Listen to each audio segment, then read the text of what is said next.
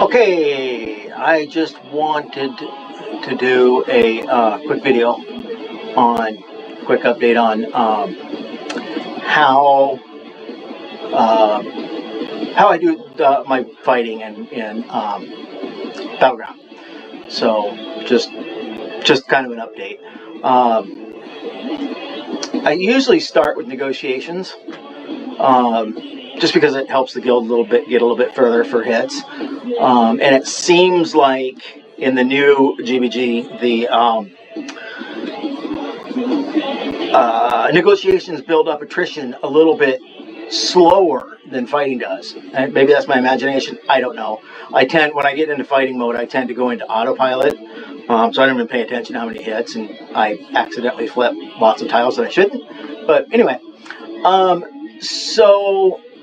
but I'll usually go for somewhere 11 to 15, 18, 20 attrition, depending on if I'm racing or not. If I'm racing, I just do fighting. If I'm racing somebody to take a tile. Otherwise, if I just got time to kill, I'll just sit there and negotiate until I get tired of it. But generally, until I get to the point of 3 or 4 goods per negotiation. You get much higher than that unless, you just absolutely have to do it. It can dig a hole in your goods pretty darn fast. And I'm kind of a tightwad when it comes to that because I don't use diamonds. I've mentioned that before. When I'm negotiating, I don't use diamonds. But here's, a basics of my negotiation. So I start, okay, like always, I just go straight across the board every single time. I do that. And then I will always take this end one, in this case supplies, okay, and I'll carry it forward. Now, if that one was dead, red, like the second one here is, then I would take whatever's first on my list. In this case, it would be the industrial filters. But in this case, I've got the supplies available. So, and then I'm just going to move everything forward one. Okay. See where that gets me? That gets me another tile. Now, I've got all 3 of these goods, so I know that all 3 of these go somewhere. So I can look and say, well, industrial filters has obviously been in those places, so it's not going to go there, so it's going to go right there. Industrial filters has to go there. That's got to be advanced genome, and that's got to be whatever those stupid things are. What is those things?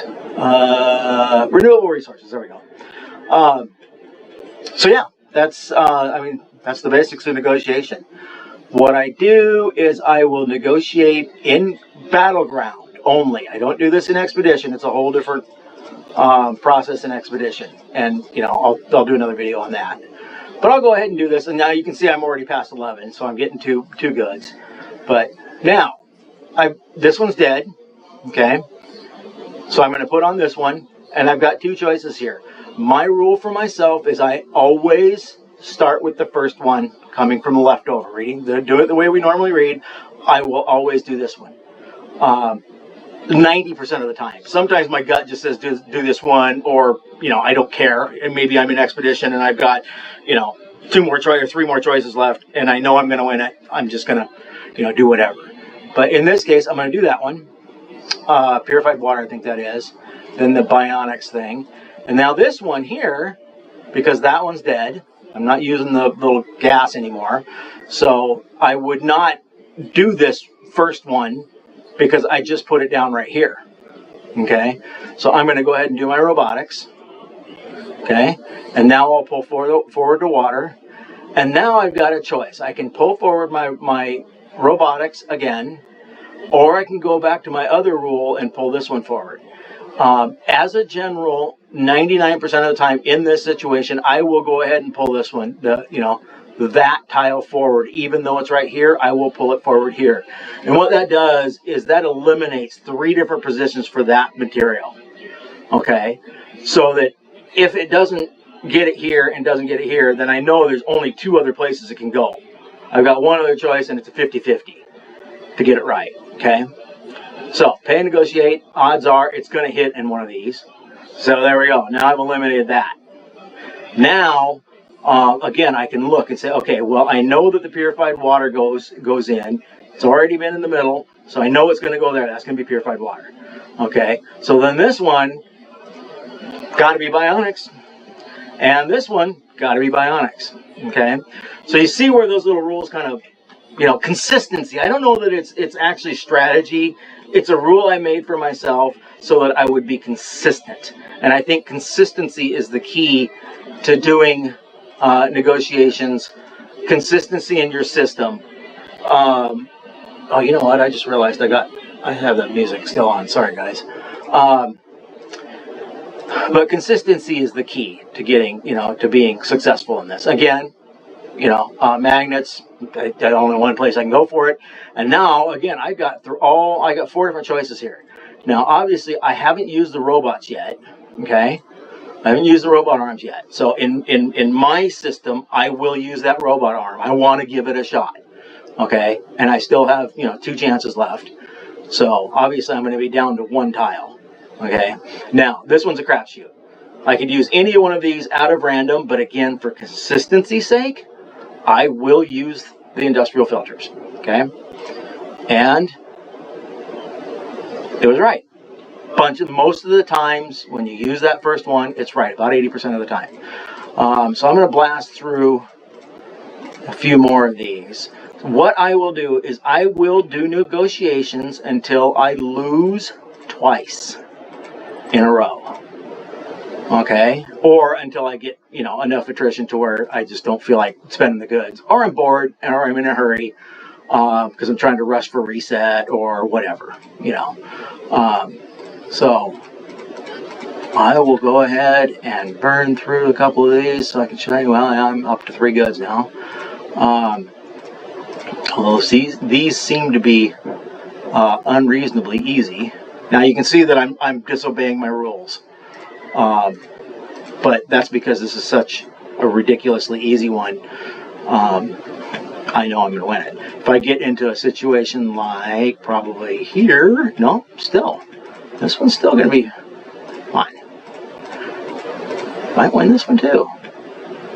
Typically by now, the algorithm has forced me to lose a couple. So now you can forward that. Get out of here. The magnets, and then I'm going to use the gas, and then I'm going to boot a magnet again, just for giggles, because then that again eliminates the 3 spots, and then bring those 2 forward. I should get at least 1 or 2 of these tiles. Okay, now I can look and say, okay, well, the gas is going to go there. Magnets has to go there. Okay, so that one's going to be water, and that one's going to be water. So by using a logical system, this kind of just becomes second nature. Memory, you know, muscle memory, you just get real familiar with it. The only time I struggle is, actually I don't even struggle anymore because I don't care about what the goods are. I just go by the shapes. That's why, you know, like the little plant thing, I can never remember what it is. And then you've got, I think there's one with nutrition research. It looks like a hot dog on a fork or something. So, you know, I just look at the stupid little symbols because my ADHD doesn't allow me to remember all that crap. This one, I'm probably going to lose. No, I'm not. No, I'm not. Dang it.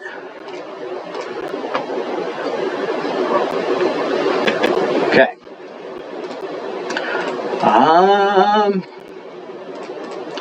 Last one.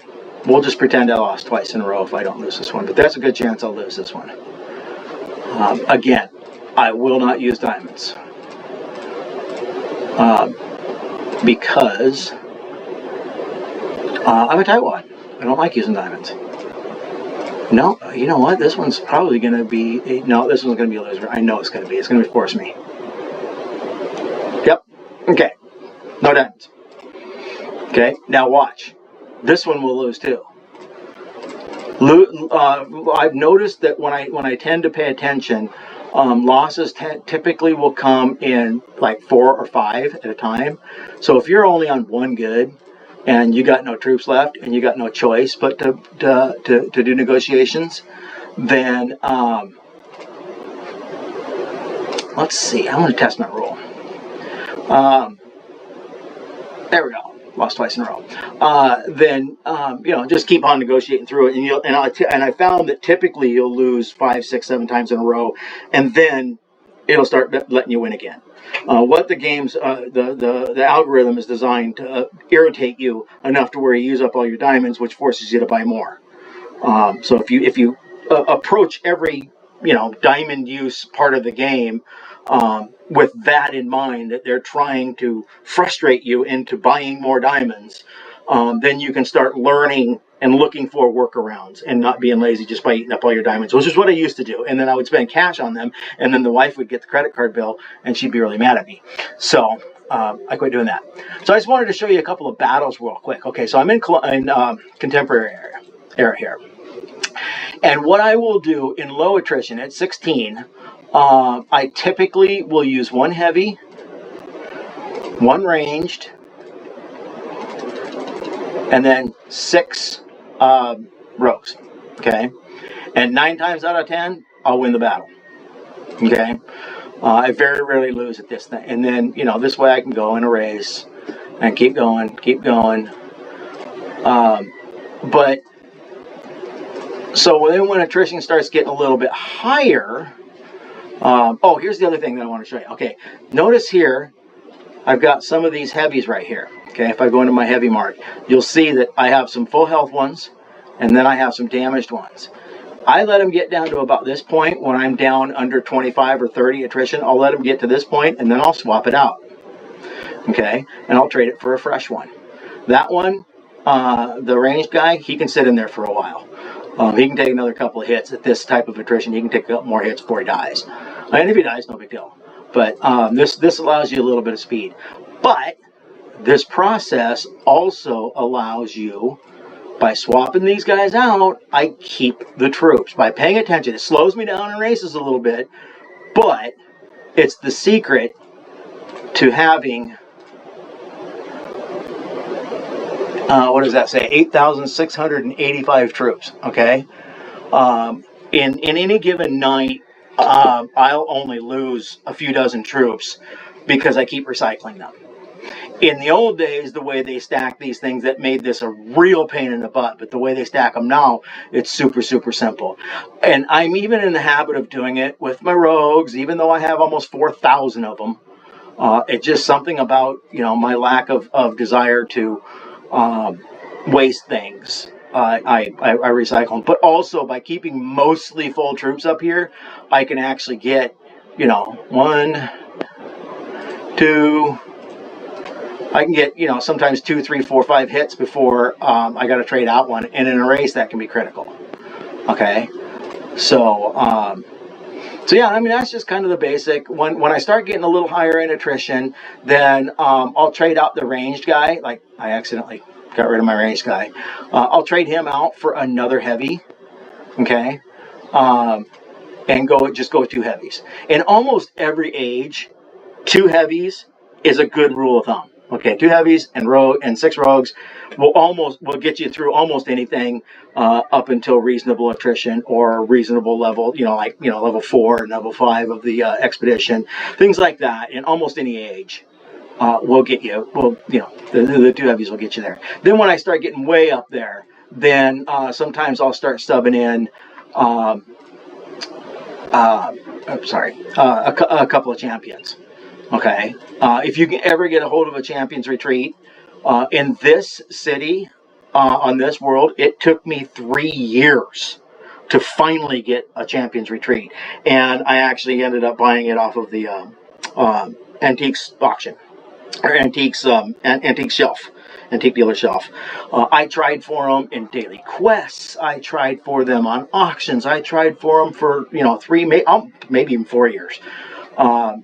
To get that stupid Champion's Retreat. In my other 2 cities, I got them within, 3 months. Found them on the auctioneer's shelves.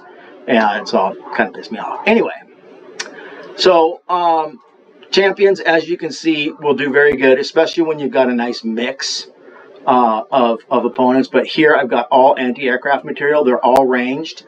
And as you can see, the champion has a pretty good boost against the ranged. Plus his other bonuses, he's going to make him pretty pretty tough to beat.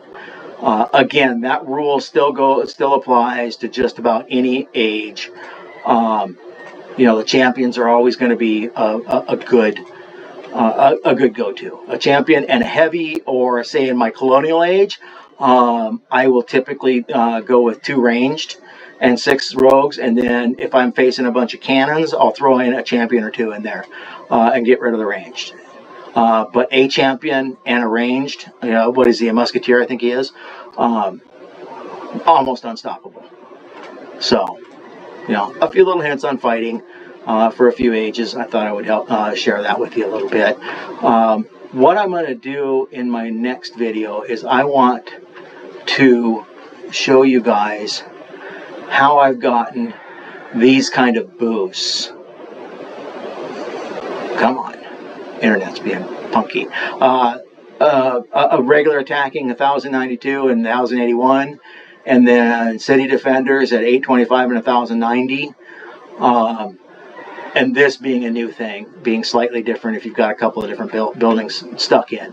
But I'm going to show you how I did that without a whole bunch of weird buildings. As you can see, I don't have a ton of great buildings.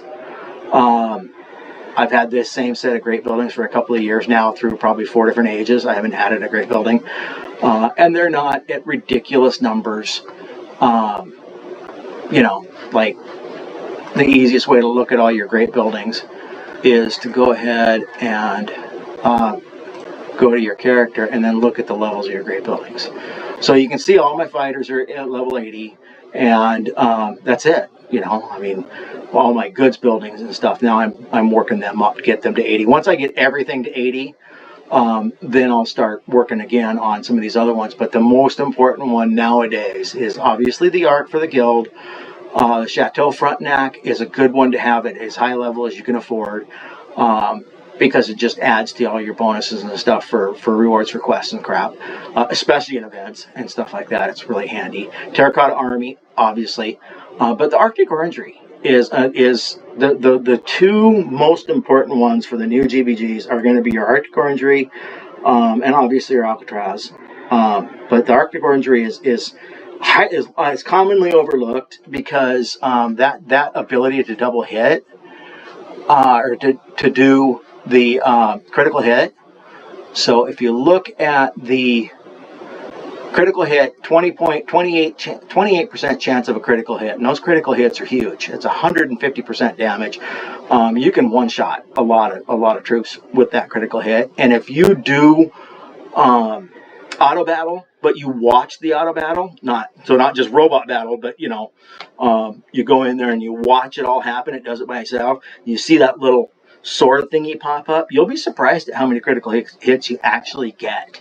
So this is a building I left sitting at, I don't know, 25 or 30 until I figured that out, and then I started dumping a lot of force points in it to get it up, and it's really a valuable tool in doing Battleground. Okay. So, but yeah, no, I'm gonna show you how I did that. I don't have as you can see, I don't have a giant city, and a lot of it is due to the dang event buildings. The events are kind of a pain, but the buildings and goods you get from them are pretty darn good. So, anyway, I'll walk through that. Just wanted to show you that. This video went on longer than I wanted it to, but I'll get this uploaded and then let you guys know. Okay. Thanks for watching, and we'll talk to you later. Dado 6 out, heading back to Back Island.